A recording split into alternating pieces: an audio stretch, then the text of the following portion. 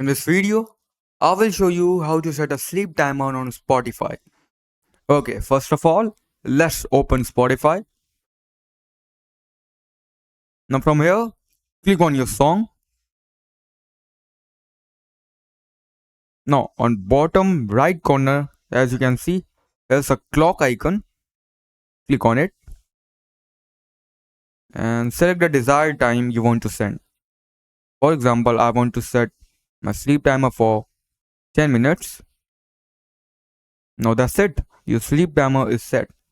Now if you want to turn it off, just click on the icon again and click on turn off timer.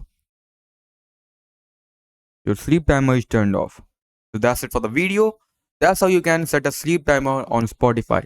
If you find this video helpful, consider a like and subscribing the channel. Thank you very much.